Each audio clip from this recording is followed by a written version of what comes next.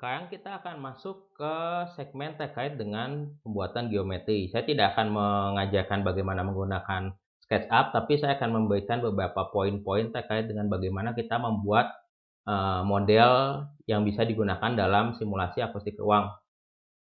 Di sini saya mencoba membuatkan sebuah model dulu. Ini model sederhana, sebuah ruangan, ukurannya 6x8, ketinggian 4 meter, dan di sini saya mendefinisikan bahwa salah satu bagiannya terdapat kaca.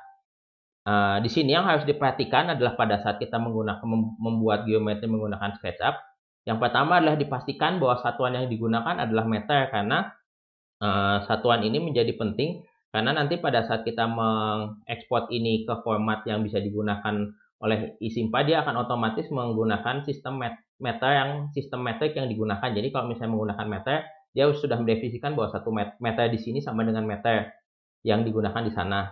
Itu poin pertama yang harus diperhatikan. Lalu di sini juga pada saat kita melakukan eSIMPA, dia akan menggunakan titik 00 seperti yang di sini, di titik ini. Titik 00 ini akan menjadikan titik referensi yang digunakan juga pada saat kita melakukan simulasi di eSIMPA. Kalau misalnya kita pada contoh ini saya menggunakan titik 00 di tengah ruangan. Nanti kalau misalnya kita menggunakan salah titik 000-nya di pojok yang di sudut yang lain juga tidak apa-apa gitu, tapi itu harus diperhatikan karena nanti pada saat kita mendefinisikan sumber suara dan titik penerima suara, itu kita harus memasukkan koordinatnya.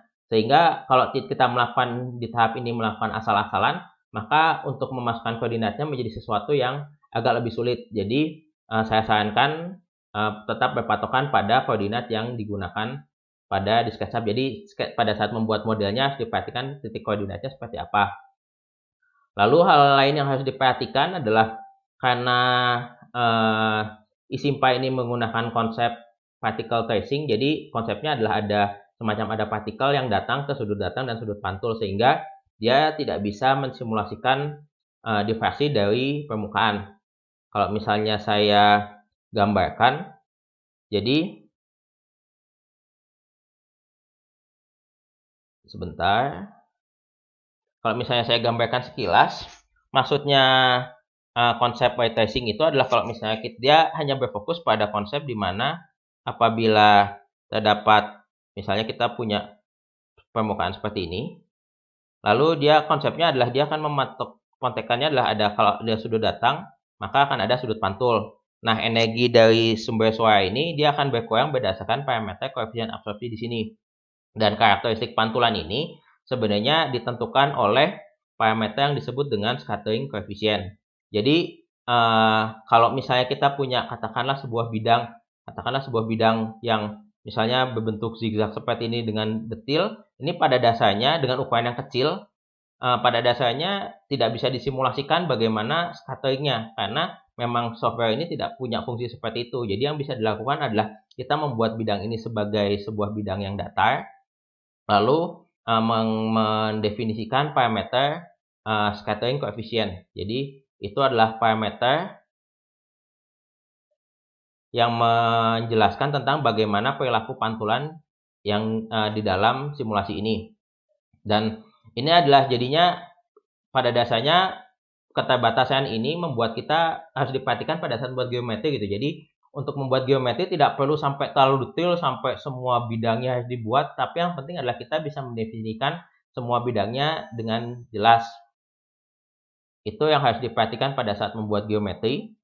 Lalu nanti setelah geometrinya dibuat, kita bisa save geometri ini dalam format SketchUp. Jadi kalau misalnya kita save di sini, kalau yang gratis dia akan bisa menyimpannya dalam format STL. Nah, untuk merubahnya ke format 3ds, kita menggunakan perangkat lunak yang dinamakan Sprint 3D Mesh Converter Software. Ini yang saya pakai. Ini perangkat lunaknya open source dan gratis, jadi legal, jadi bisa digunakan. Tampilannya nantinya akan seperti ini.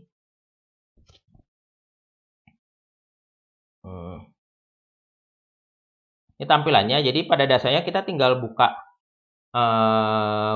filenya di sini, add files di sini. Lalu nanti kita kita masukkan output foldernya di mana. Lalu dipilih output formatnya adalah 3ds. langsung di-convert. Jadi itu yang kita gunakan untuk melakukan convert file dari SketchUp ke 3ds. Itu saja dulu materi terkait dengan pembuatan geometri. Sampai berjumpa di segmen selanjutnya. Nanti di segmen selanjutnya saya akan mencoba membahas sedikit tentang bagaimana kita mendefinisikan bidang di dalam ISIMPA. Itu saja, terima kasih, sampai berjumpa di segmen selanjutnya.